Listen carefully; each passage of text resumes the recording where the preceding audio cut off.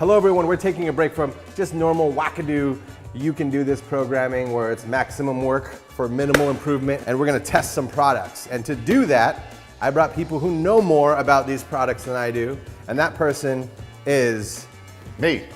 Sam Mason, everybody, owner of Oddfellows Ice Cream Company, Lady J's Bar, Empire Mayonnaise, but he is the ice cream aficionado. He's gonna walk us through and figure out his take on 3 machines that you can buy for home use. The first one we have here is one with an internal compressor, which means it has built-in refrigeration. The second one uses ice from your freezer, and the third one uses pre-frozen buckets. This one having the internal compressor, you just pour the product in, turn it on. This is probably the easiest way to make ice cream. And it also has a pre-cool situation where you can turn it on and this thing will be, the compressor will be chilling for upwards of 20 minutes. So when you put the product in, it's already started. It's already nice and cold. If you were to pre-freeze this, like it allows you to, but we're not going to because it's unfair, you will get probably smaller ice crystals. Was that better mouthfeel? Yes. Great. Smaller the better. And then next up we have the Nostalgia ice cream maker, which uses the ice, and this comes in around $39.99. Which this one is obviously based on salt and ice. This one's probably gonna be a slower process. I'm gonna be impressed if this comes out awesome. The last one here is the Cuisinart ice cream maker. This rings in around $53, $54, and this uses the freezer bowl. Put the ice cream in it, this thing agitates it, the cold's on the outside. As long as you mix it up, cold becomes on the inside. You're not gonna purchase this and go home and make ice cream. The barrel needs to get frozen for upwards of a day and a half, yeah, 2 days. I'm kind of excited about this one. Well, considering you can get 10 of these for the price of this one. Yeah, this one you can break consistently over and over we'll and over break again. this today. And you can have a new one at your door, primed in 2 days or less. You should get on a subscription.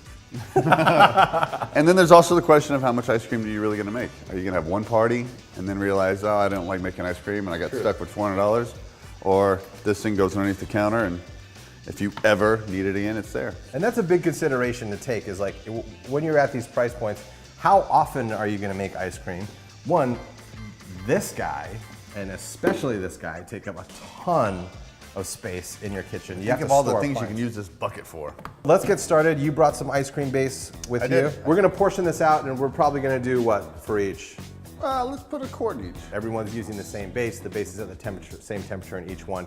We're gonna start each one at the same time and analyze it as we go through the steps. We need to probably ice and salt this first with the bowl in it, right? Yep. So the bowl is in our freezer right here. Put this in here. We put this guy on top. Well, obviously maybe to set it. And why don't we put the quart of ice cream in this first? Okay. See, this is all new for us too. It's New for us too. So we have the bag of ice, and we need salt. The salt's gonna allow for it to freeze colder than it normally would as water. So we'll do about a layer of salt now. Yeah.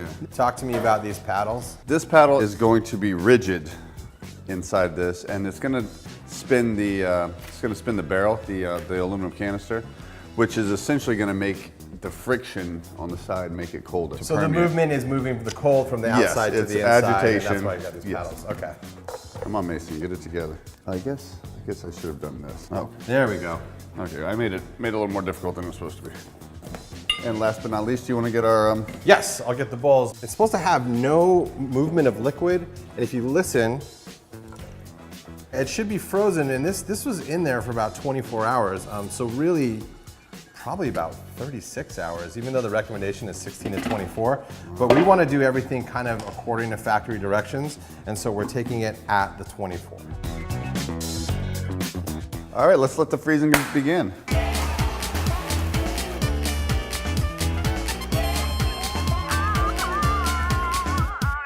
This one, now the canister.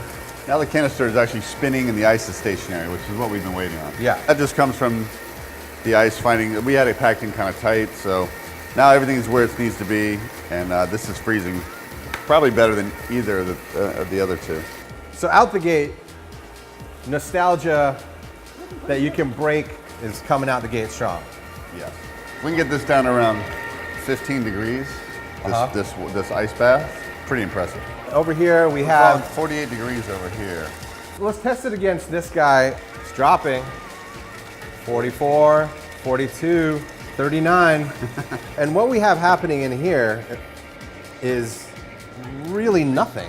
These are both consistently being frozen, whereas this one is thawing out. Oh, got This it. is not getting any colder. In fact, it's getting less cold. This one might be a great addition to a milkshake. 38.2. What is that feature? That's why you spend the $400.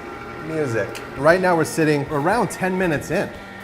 And we already have ice cream being made here. I can see the product is frozen, and I can see how, can you see where the agitation's happening on the wall right there? Yeah. That's a viscosity that's a lot thicker than any one of these.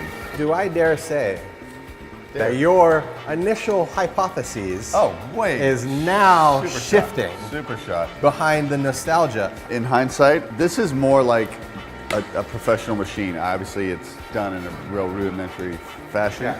But as far as concept, this is the most efficient out of these three. You can store things inside. Cleaning products, bleach, Cleaning product, mop bucket. mop bucket. We're at 23 minutes right now. Distinct ribbons off of this ice cream base are coming up. It's no longer a liquid. It's actually looks like it's folding into itself. Yeah, we're about 5-6 minutes away from this being ready to go. So we're actually at 38.1 right now. The temperature from about 10 minutes ago has gone up about a degree. And since there is no internal cooling mechanism in here, It's not going to get much better. The one that freezes faster is the one that's going to be better. Just because the ice crystals are going to be smaller. They're given less time to develop. our little engine that could is running away right now. The Breville with the pre-chill would be done by now. Probably would be done by now. We have some sad news to report. We're flatlining over here. We've gone up 3 degrees. Yeah, we're not in a happy ice cream place. I think the wise thing to do at this point Really? is make it a 2-horse race. You pulling the plug? We're gonna pull the plug, right? I mean, it's just sad now.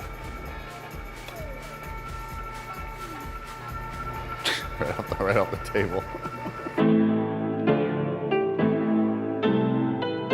It's been 40 minutes. Let's take a look and get a real Okay. reference point of what this is. We can see this one. Turn this one off. Oh yeah, it's got an on-off switch. The ice cream's moving still. It's not really ice cream. It's soft serve still. Soft serve. So it's not like a hard scoop ice cream. No matter what ice cream we make, you're gonna want to harden it in the freezer. And I think we're ready here.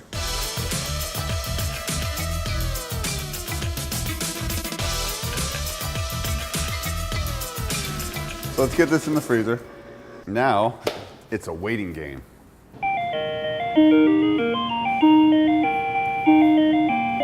What are we looking for? Texturally, we want something that's creamy and smooth. The smaller the ice crystals, the less you're gonna feel, but I think the better the product is.